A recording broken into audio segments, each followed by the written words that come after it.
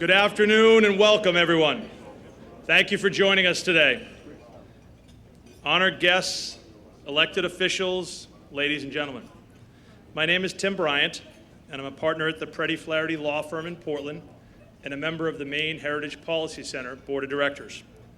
It is my honor and privilege to welcome you to the 2016 Freedom and Opportunity Luncheon.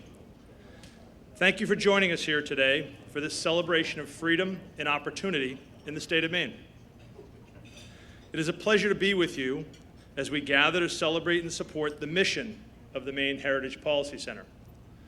We gather as Mainers, united with a common goal to promote individual liberty and conservative free market values.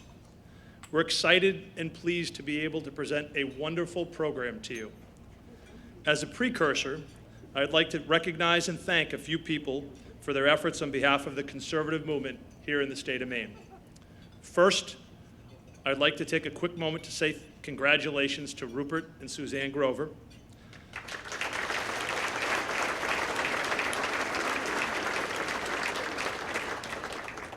They're our Freedom and Opportunity Award winners this year. Suzanne and Rupert, you've been an invaluable part of the conservative movement in the state of Maine for so long, and we would be hard-pressed to find someone more deserving of this than the two of you.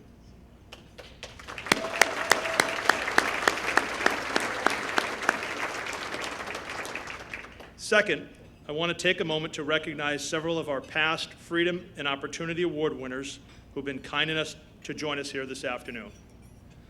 These people embody the virtues of freedom and opportunity and have been invaluable to the liberty movement and the success of the Maine Heritage Policy Center. As I call your name, please stand and be recognized and stay standing while the rest of the award recipients are introduced. And I ask that all of you please hold your applause until I've introduced everyone. From 2005, Mr. Ray Richardson. From 2007, our governor, Paula Page. From 2009, Mr. David Crocker. From 2008, KeyBank. From 2010, Mr. Dick Jackson. From 2014, our Commissioner of the Department of Health and Human Services, Mary Mayhew. And last but certainly not least, a wonderful person, Mr. Dick Dyke from 2015. Ladies and gentlemen, please help me thank all of them for coming.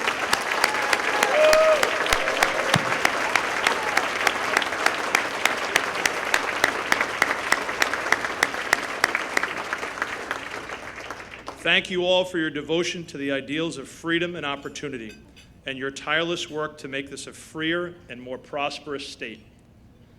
Third, I'd like to say thank you to the hosts and sponsors here today. If you are one of the sponsors that helped make this event a success, please stand and be recognized. Thank you all.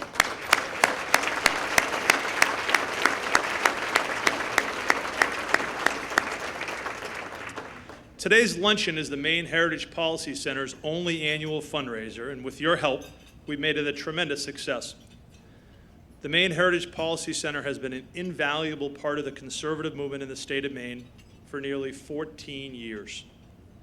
And it is stronger than ever. And we need it to be, ladies and gentlemen. Just look around at what's happening this year. Let's start with our amazing Governor, Paula Page, who we cannot thank enough times.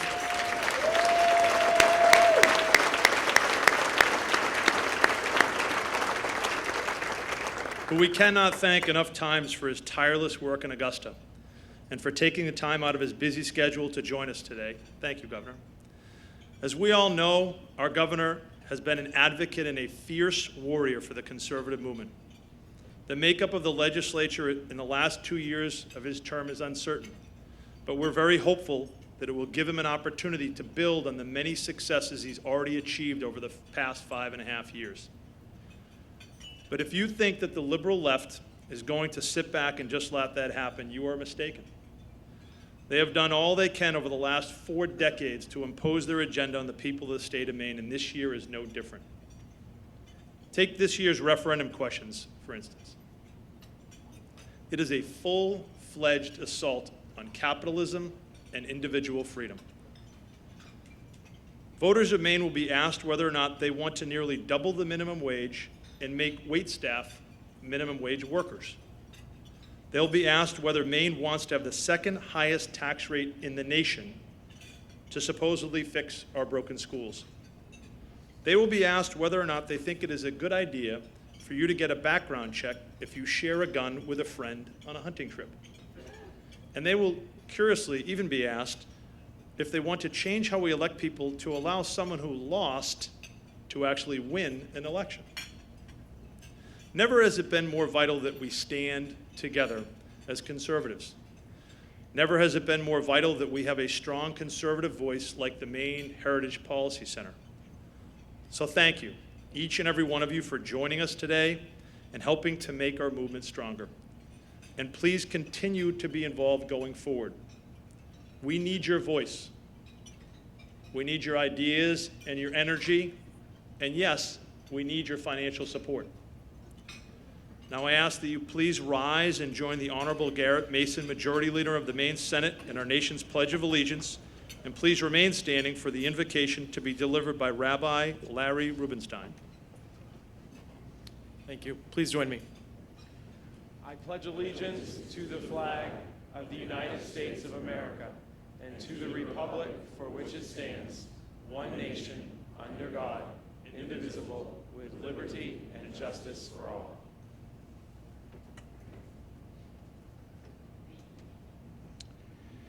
Ribono Shel Olam, Master of the Universe. As we gather here, we think of the words of the book of Leviticus. Ukratem dror ba'aretz l'chol yoshvecha. Proclaim liberty throughout the land to everyone who lives there. We are a nation that was founded on the concept of liberty, of freedom from tyranny, whether it be the tyranny of a royal monarch or the tyranny and abuse of power of elected officials.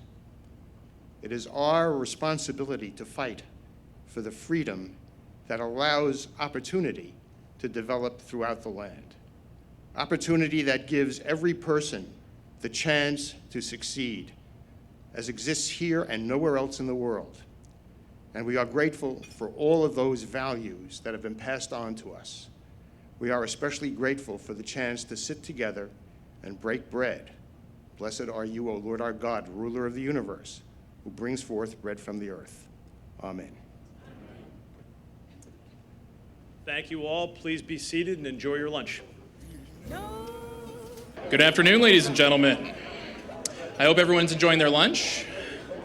My name is Matt Gagne, and for those of you who don't know me, I'm the Chief Executive Officer of the Maine Heritage Policy Center. It's my distinct honor to welcome you all here today for our annual celebration of freedom and opportunity in the state of Maine. We're gathered here today to honor two individuals who embody those principles in their lives every day and have done some tremendous work building the conservative movement in Maine over the years. I'll be giving a formal introduction a little bit later on in our program, but I just want to take a moment to congratulate Rupert and Suzanne Grover and thank them very much for being with us today. So if you'll join me, please.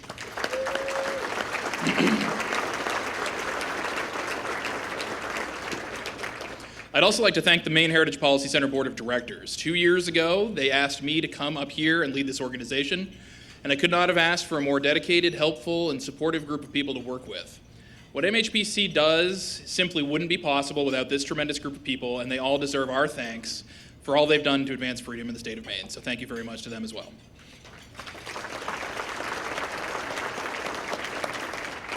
And I have to be honest with you all here because we desperately need more people like them. Every few years, we're told by pundits and self-interested politicians that this is the most important election in our lifetimes, this one that we're in right now. They do that to essentially bully us into action and scare us into doing things. This year, however, that statement is actually true. Not because it's more important to elect this candidate or that candidate, but rather because this year represents an incredible turning point in our country on big philosophical questions. It's a turning point on ideas, if you will. This is the year when socialism stopped being a punchline and was sold to the next generation of Americans by a 74-year-old career politician from Vermont. This is the year that the FBI told us, right out in the open, that there exists one set of rules for the powerful and the politically connected, and one set of rules for everyone else. This is the year that terrorism violently advanced across the West, as our own government paid $400 million in ransom to a nation that would like nothing more than to eradicate us from the face of the planet. Here in Maine, it's no better. This is the year that we learned that Maine's population is going to actually decline by 1,000 people, even with new immigration. And that disturbing trend of more people dying than being born will continue and grow more aggressive. This is the year that 87,000 acres of Maine land that can never be recovered was given to the federal government with the intention of creating a national park, despite the almost universal opposition to that by those who were closest to it. This is the year that they started actually coming for your guns, for real, with Michael Bloomberg poised to spend upwards of $6 million in the state of Maine to enact a so-called universal background check referendum in the state. This is a state, by the way, that has the second lowest rate of gun death in the entire country, so a solution in search of a problem if I've ever seen one. This is the year that $12 per hour as a minimum wage was put on the ballot by liberal special interest groups who said with a straight face that they want to give poor people a raise, despite the fact that it's going to lead to widespread job loss and cut hours among those very same poor people, and will condemn wait staff to abandon tips and become minimum wage workers. This is the year that those same liberal special interest groups decided that, yes, in fact, Maine should be the second highest income tax in the entire country, and that the money that's supposedly raised from that gargantuan tax hike should go to schools in Maine's wealthiest towns. And their attempts to bleed the state dry don't drive out whatever wealth we have left. Everywhere we look, the left is advancing and advancing without apology, remorse, or any intention of retreating. But I have a message for everyone here today. That advance stops now. They've had their turn, and they've run this state into the ground too many times already. Their ideas are the past. Their ideas have caused the state to suffer for 4 decades, and it's time that we rejected what the left has to offer. We reject, for instance, those that look at the poor and see only political opportunity.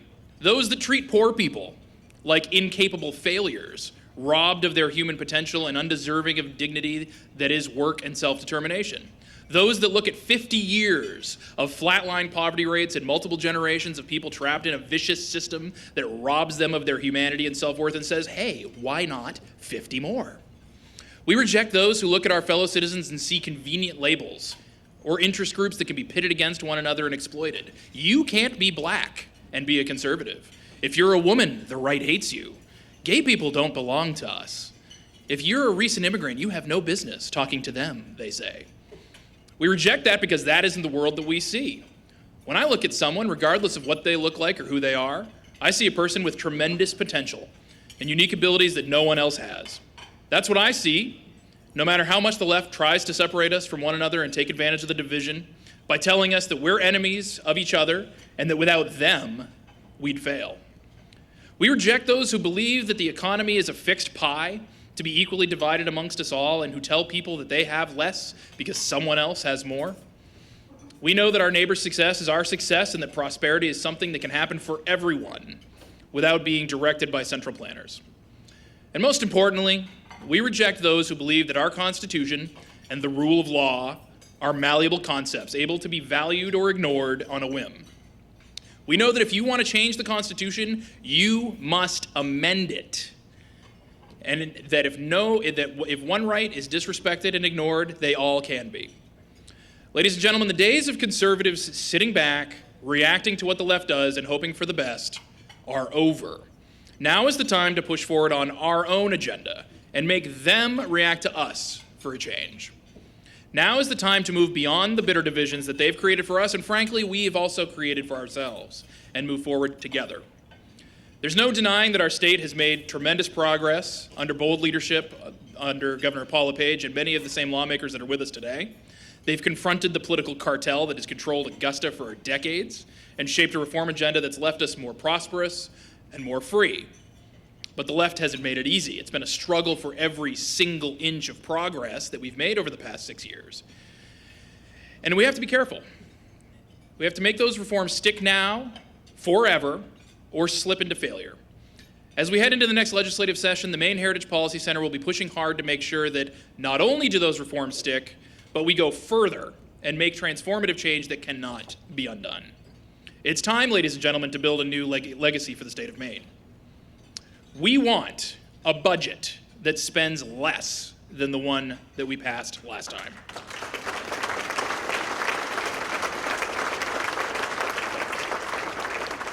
We want to see the size of state government's workforce go down. We want lawmakers to stop nibbling around the edges and take seriously the issue of tax reform. The income tax must be eliminated entirely.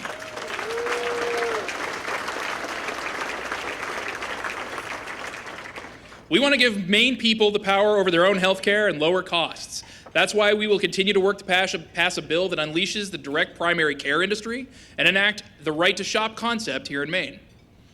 We want Maine to finally, after long last, pass right to work legislation. Furthermore, we will not rest until the undue influence of public sector unions is curtailed, and we will actively work to break their stranglehold on state government by forcing public unions to actually justify their own existence to their own members. We want to end once and for all the corporate cronyism that has for too long plagued our state and eliminate the expedited win law. We want to establish educational savings accounts to return the power and responsibility of educating children where it belongs, into the hands of parents instead of the hands of government bureaucrats. And we want to push further on the issue of welfare reform and continue the incredible progress that we've already made. After all, if Connecticut and Massachusetts, my friends, can have TANF benefits of 2 years or less, Maine can do better. This is why the Maine Heritage Policy Center exists. This is our agenda. We're going to work tirelessly to implement it, and we're going to succeed. But we can't do it alone. The power of each and every one of us acting together can change this state. That's why at your seat you're going to notice a small little donation card. If I can ask everyone here, each and every single one of you, to commit to sending the Maine Heritage Policy something very small, $25 per month. Even if you're already an annual donor of ours, then we would collectively, in this room, be able to raise an additional almost $100,000 for the Maine Heritage Policy Center per year. I can't tell you what that would mean to our organization. If you can do more, or you want to make an annual gift, of course, we'd be thrilled. But please fill out that card. If you just fill it out with your information, leave the card at the table, or hand it to one of our staff. We will be in touch with you to set that up. Your support is what makes what we do possible. The agenda I just listed out, of course, what we're working on this year. And I can't possibly thank you enough for what you do to make MHPC exist.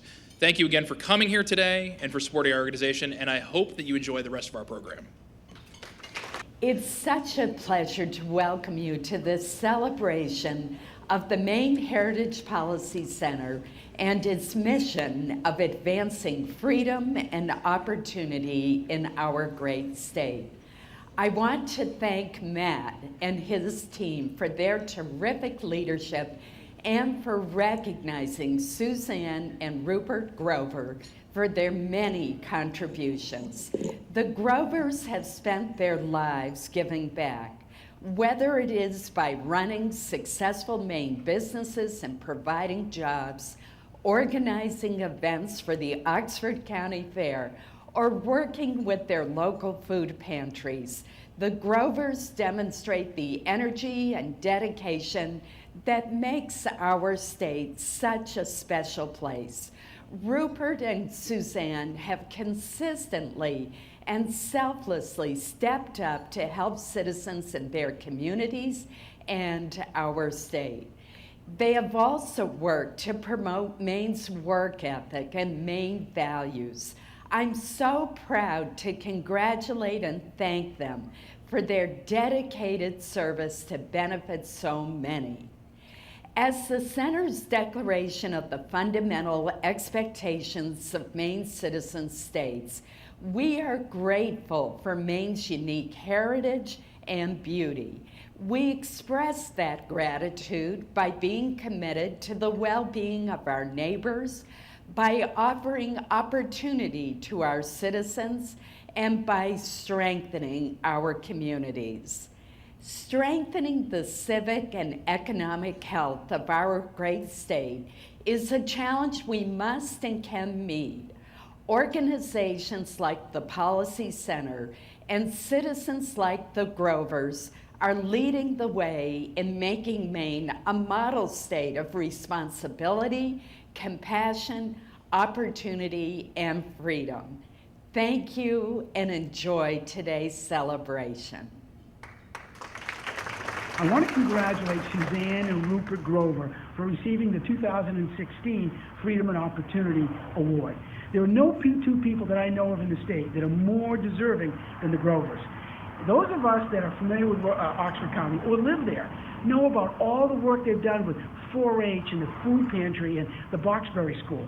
And look at those 60 terrific employees over at Grover Gun Drilling. This is exactly what we need in our state: precision manufacturing, good paying career jobs with benefits. So thanks so much for bestowing this award on the Grovers. They're so deserving. And Suzanne and Rupert, congratulations one more time. We are so blessed to have you in our state and so grateful for all you do for so many people throughout our state. Thanks a bunch. Congratulations.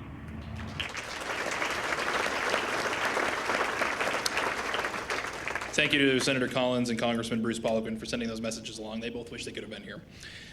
You know, so often we believe that business leaders that we see in the news and in the media are those who are really the ones that drive the Maine economy.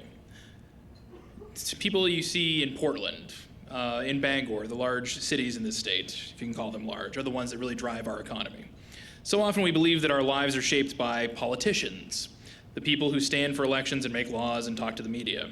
They're who we see and who we associate with success and failure for political parties and ideologies and ideas. So it's natural to really believe that. But the reality is that there's people out there who are driving prosperity in the state and providing real opportunities for people who you rarely hear about.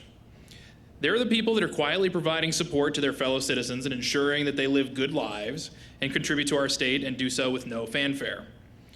They're the people who build the political movements and actually help move Maine people in the right direction, but ask for no recognition in return, and who many people haven't even heard of.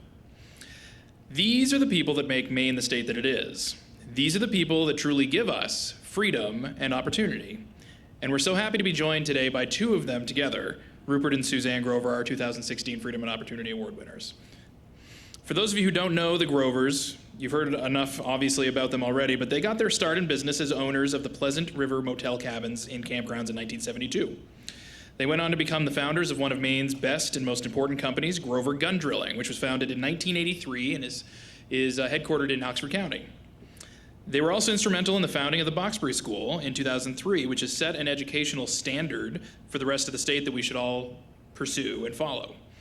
And then there's also the Oxford Casino in 2010, which has become a major economic engine for the Oxford County region. They are all very critical supporters of the conservative movement, having been instrumental in the success of so many candidates and groups that have pushed for free markets and free people in the state of Maine. And they do everything together. This is perhaps no better example of love and teamwork that I can think of than the Grovers. To list their many awards and accomplishments would take a lot of time, but we should probably mention a couple of them.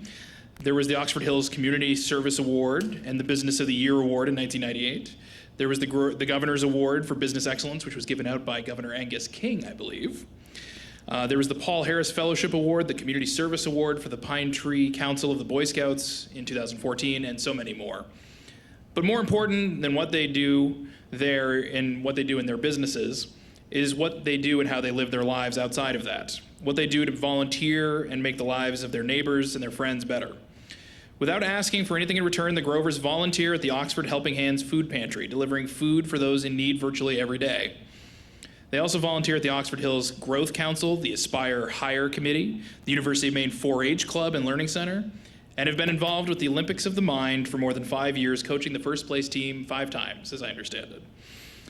I could list other volunteer activities, but suffice it to say, you're dealing with people that are selfless and care about the community around them, not only in business, but in life. And that is the very essence of the Freedom and Opportunity Award, and that's why we're so pleased to offer it to you this year.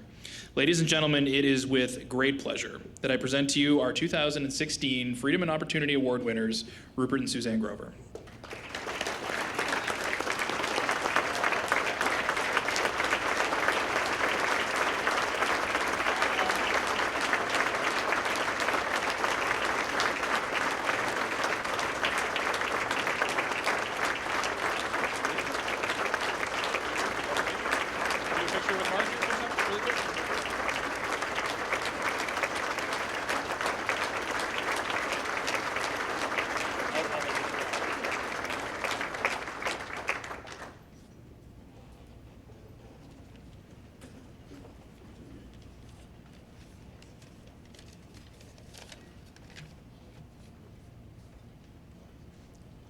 Thank you, Matt. I'd like to thank you all for coming today. I'd like to thank Governor LePage, only he's left. And we'd also like to thank our son Garth, whom's here at one of the head tables. My wife and I are greatly honored to receive this award, although we're sure that there are many other people around here that deserve it more than we do. Now, since we were both honored to receive this award, though we're sure that, you know, we maybe didn't deserve it,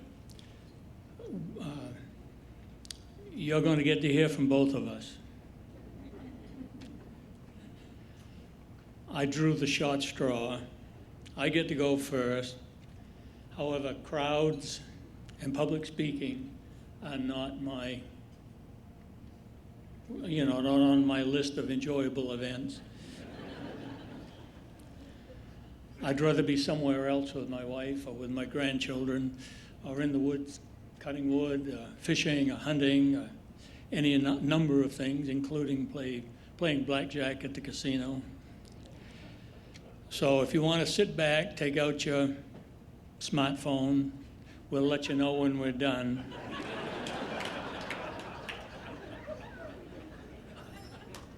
However, I'm generally a man of few words, and I don't see any reason to change that now.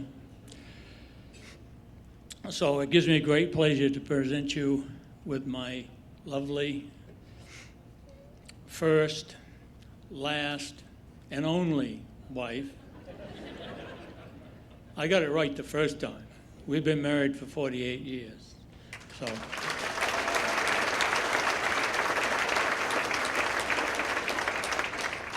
My wife, Suzanne. Thank you.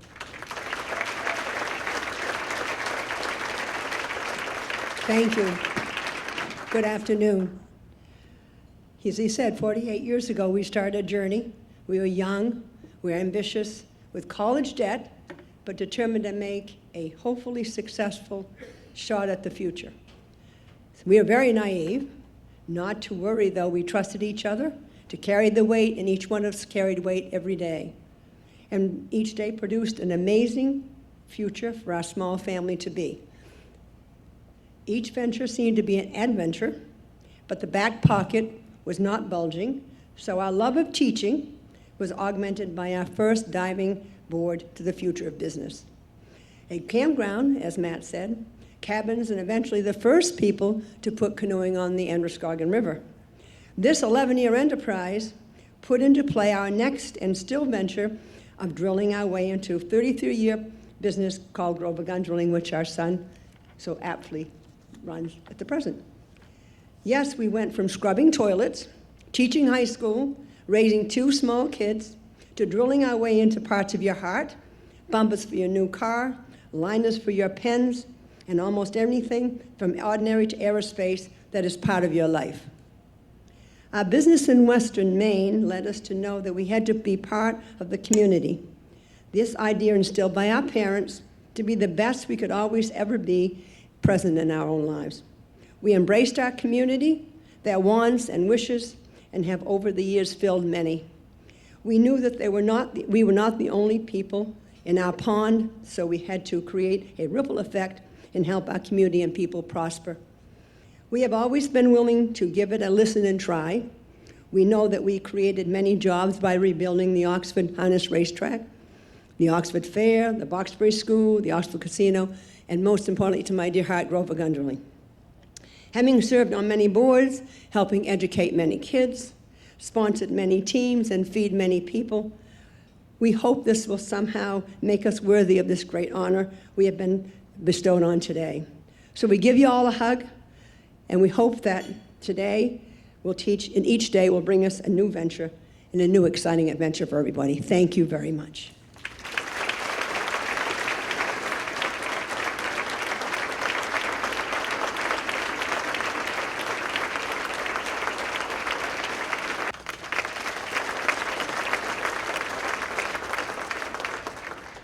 2 years ago, sportsmen and women stood toe-to-toe with the enemy, the Humane Society of the United States, and HSUS lost. Maine people rejected their millions in out-of-state money and their extreme animal rights agenda that came along with it. Just 2 short years later, ex-New York City mayor and billionaire Michael Bloomberg is here using his billions to try and take away our firearm rights. Since buying his way onto our ballot, he has used his billions to hire nearly every political consultant, law firm, and political strategist. His hired guns tell us this is an initiative to keep bad guys from getting guns. In reality, it's an initiative to stop good guys from using guns. Citizen initiatives are no way to write laws, particularly when written by nanny state elitists from a region of a state where forests are made of pavement and concrete, and whose opinions of gun ownership is shaped by drug dealers, terrorists, and inner-city crime. If passed, question 3 will micromanage every situation in which a firearm is used and empower our state government to place a heavy boot on the throat of every law-abiding gun owner while putting government and law enforcement in a difficult situation and in the position of enforcing a bad law. Ladies and gentlemen, if history teaches us anything, it is that when push comes to shove and it's time to take action and not just talk, good people fight. And when good people fight, good people win. Today's speaker has helped the American people prove that time and time again in past elections you can win. Thanks in large part to his vision and leadership, American voters have risen up in force and defeated anti-gun, anti-freedom politicians and policy across the country. He's lobbied for the NRA for more than 20 years, and for nearly a decade and a half, he served as principal political strategist for the NRA Institute for Legislative Action, the legislative and electoral arm of what many consider the most powerful force in American politics today.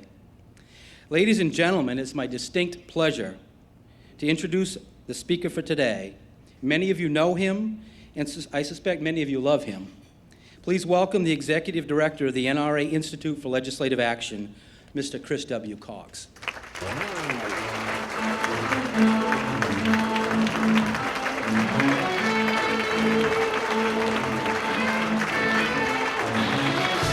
Thank you. Thank you. I appreciate the music, too. How about that?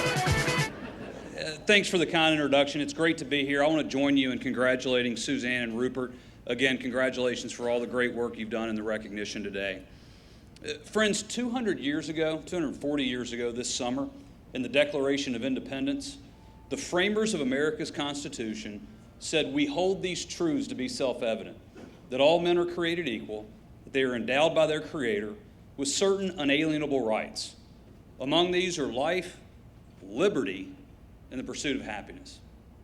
So what exactly does liberty mean? The simple definition is that liberty is the state or condition of people who are able to speak and act freely. Liberty is the power to do or choose or decide for yourself.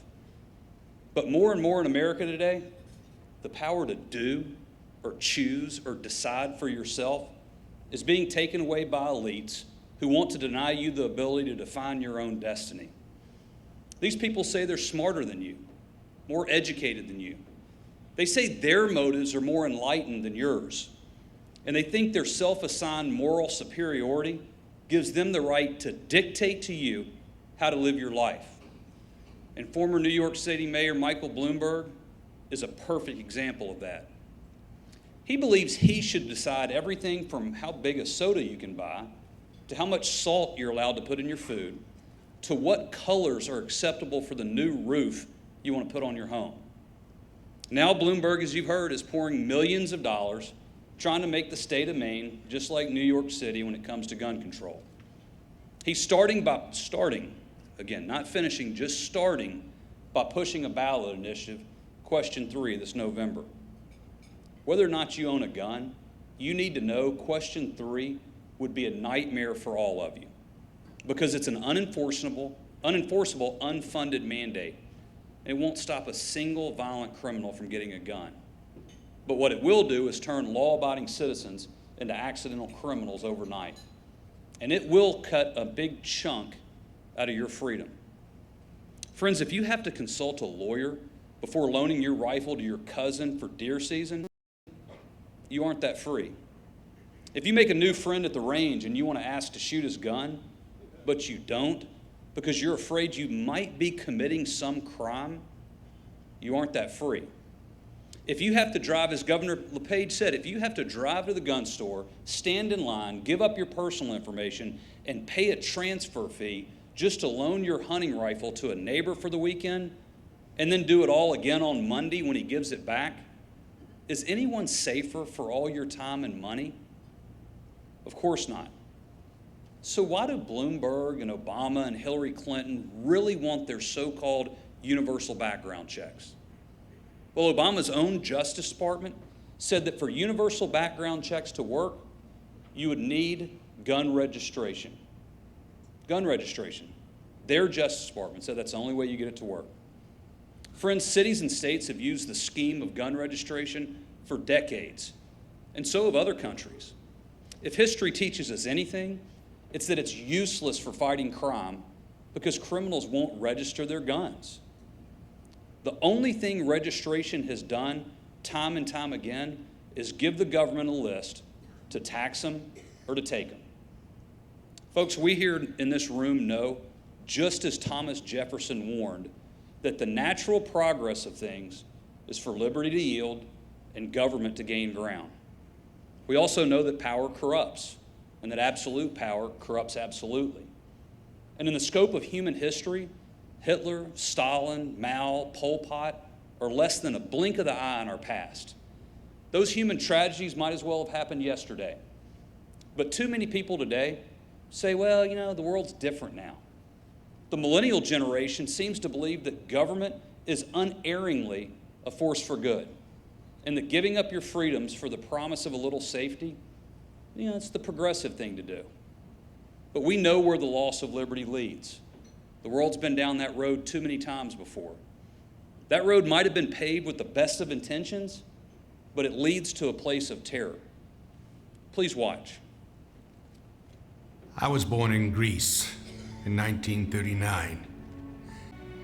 I've been blessed by the freedom and opportunity only America can offer. Today, I feel a duty to speak out. There will always be evil in this world, but the one thing that separates America from every other country is our freedom. And the one freedom that protects all the others is our Second Amendment. Never give it up. Never. I am the National Rifle Association of America, and I am freedom's safest place.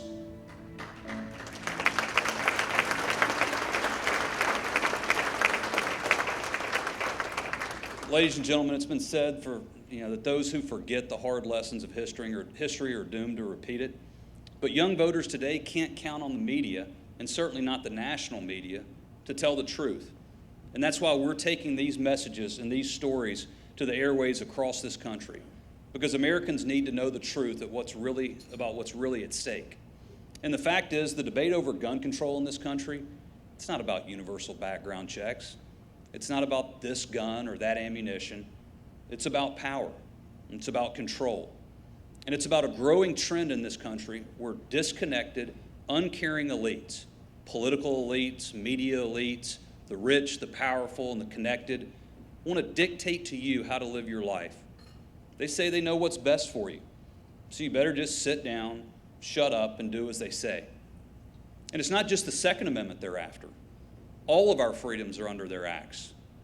Just look at Obamacare. When a federal law says you must buy some federally approved insurance or pay heavy fines to the IRS, are you really free to do as you please?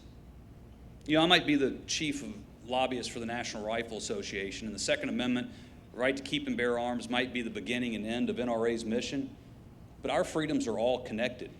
They depend on each other.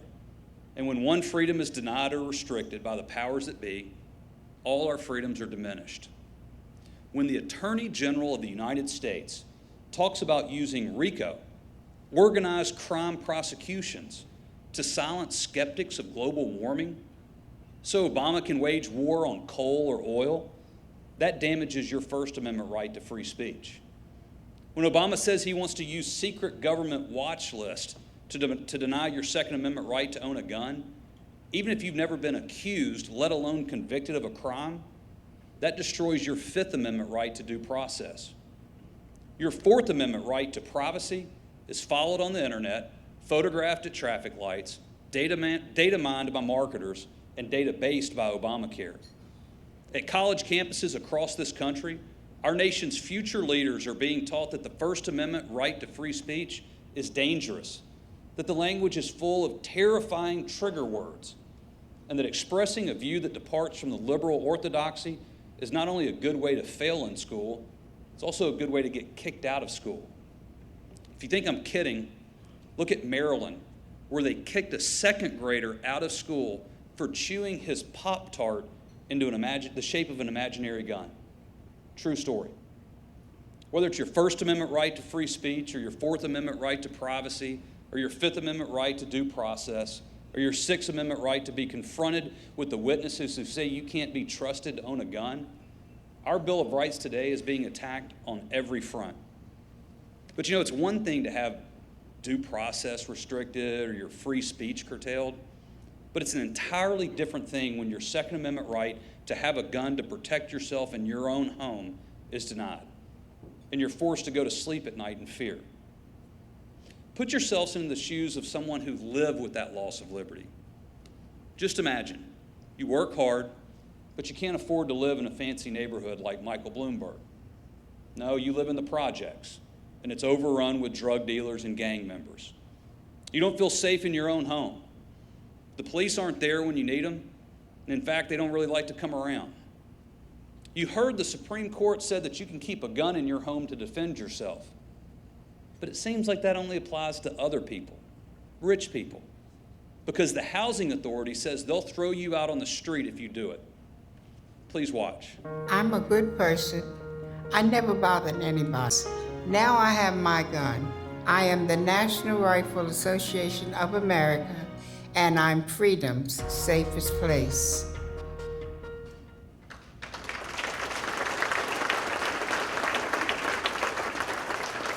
The truth of the matter is, Josephine Byrd, that wonderful lady in that video, she didn't know where to turn, so she turned to the NRA. And we helped her sue the Public Housing Authority to reclaim her right to feel safe in her own home. That case was Jane Doe versus the Delaware Public Housing Authority, and it went all the way to the Delaware Supreme Court. The reason she filed under Jane Doe was she was so scared to have her name on it because she thought they were going to kick her to the streets. Well, you know what? Delaware Supreme Court agreed with Josephine Byrd and us and found in her favor by a unanimous decision. The right to feel safe in your own home, the right to survive, isn't something that depends on your tax bracket or zip code. It's your right. The government didn't give you that right. It was yours at birth. Politicians have no authority trying to take it away, and we'll fight them every step of the way when they try. And that's why this year's elections are so crucial when it comes to your freedom. Some of you know that 8 years ago, the United States Supreme Court ruled in a 5-4 split decision that the Second Amendment protects your right to own a gun in your home for protection. It was the first time the court had ruled that the right to keep and bear arms was your individual right. And in doing so, it put an end to Washington, D.C.'s total ban on handguns in the home for self-defense. 2 years later, in the case McDonald versus Chicago, the Supreme Court ruled that this right was fundamental and that no city or state could take it away. You want to know what Hillary Clinton said about those two decisions? Please listen. Here again, the Supreme Court is wrong on the Second Amendment, and I am going to make that case every chance I get, so I will need your help on that. Folks, since Hillary Clinton's comments came to light, her campaign's gone through all sorts of contortions to claim that Hillary didn't mean what she said or didn't say what she meant. But here's the truth. You can't say the Supreme Court was wrong on the Second Amendment without also saying the Supreme Court was wrong to rule it's an individual right, because that was the core of the McDonald and Heller decisions. Today, with the death of Justice Scalia, the Supreme Court split right down the middle, 4 votes to 4, on whether you have the basic individual right to keep a gun in your home for self-defense. And if Hillary Clinton wins the White House in November, you can bet she'll stack the court with justices who share her belief. I think Charlton Heston said it best when he said that the Second Amendment is in order of importance the First Amendment. It's the one right that protects all the others. It's the one freedom that makes freedom in any of its forms defensible. To quote St. George Tucker, one of the fathers of American constitutional law, the right of self-defense is the first law of nature. Wherever the right of the people to keep and bear arms is under any color or pretext whatsoever prohibited, liberty, if not already annihilated, is on the brink of destruction. Why is that true? Because the right to protect yourself is the most fundamental right we have as living beings. That's why self-defense is considered a natural right. And it's why we will never apologize for defending that freedom. Americans know they can count on the NRA to stand on principle. They know they can count on the NRA to tell the truth. They know the NRA won't hesitate to take on anybody, be it President Obama, Michael Bloomberg, Hillary Clinton, or anyone else, to protect that birthright.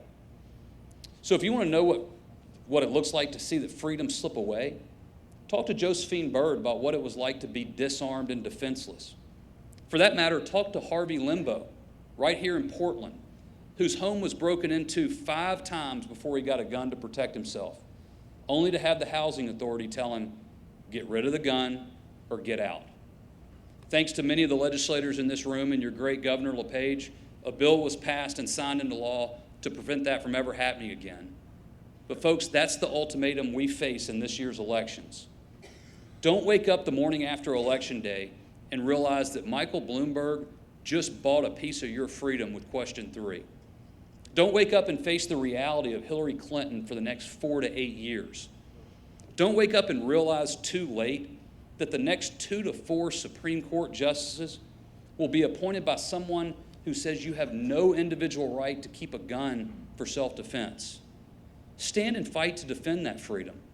Spread the word to everyone you know. Corner them at work, at church, in the grocery store, or wherever you find them. Call them, email them, fax them if you still have a fax. Contact them however you can and let them know the truth, that this is a fight for their freedom. In this election, we don't have the luxury of voting on other issues. We no longer have a choice anymore.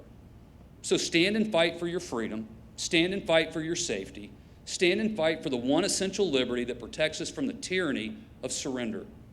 If you do, we will save the last great bastion of freedom on the planet, the United States of America. Thank you very much.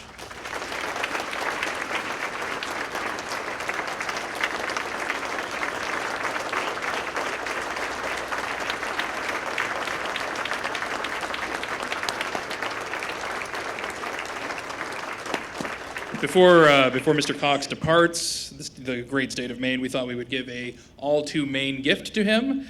To say thank you very much for joining us today and giving us that wonderful message, we wanted to make sure that you were well fed. So please, on our behalf, enjoy a lobster bake delivered directly to your home, straight from the state of Maine, where you can enjoy a wonderful meal later on, hopefully this week, I would say. Thank you very much. Thank you so much.